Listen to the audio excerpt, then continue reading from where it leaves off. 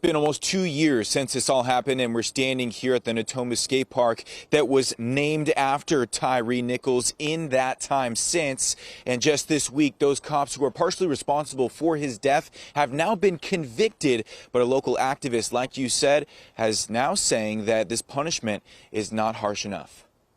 Justice for Tyre! Justice for Tyre! Justice for Tyre! Justice for Tyre! 3 former Memphis police officers were convicted by a jury Thursday for federal felonies related to the death of Sacramento native Tyre Nichols. But the partial convictions not harsh enough, according to one local Sacramento community activist, Barry Axius. Just another slap in the face, and if I was a family, and even as a community member, we shouldn't be satisfied with his conviction. The viral video from back in January of 2023 shows the brutal beating of Tyre Nichols at the hands of the Memphis police officers who initially pulled Nichols over for a traffic violation. That beating and lack of medical care on site eventually led to Nichols' death 3 days later. These officers should be spending the rest of their lives in prison.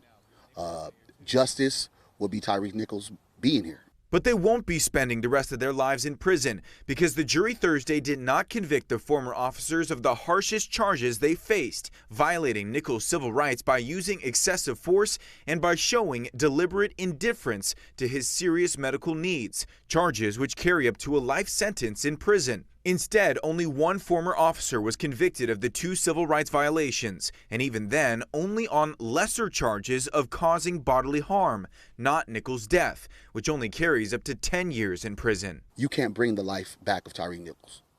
His life is forever gone. His family's life is forever altered. His child will never ever see his father again. There has to be something that we do that sends a clear message to law enforcement across the country that this type of abuse and this type of recklessness, this type of murder will not be tolerated. The jury did find all 3 former officers guilty of obstruction of justice related to witness tampering, stemming from failure to report the amount of force they used. Axius says the verdict is a small step in the right direction, but still far from where police accountability needs to be. I mean, we still have to continue to fight. But nothing's really going to get done until the system decides to change its ways.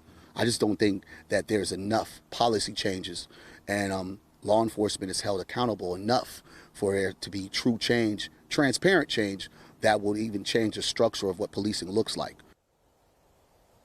Sentencing for these former officers has now been set for January, which would be the 2-year mark of this brutal, fatal beating of Tyre Nichols. Reporting live from the Tyre Nichols skate park in Natomas, covering local news that matters, I'm Zach Boetto, Fox 40 News.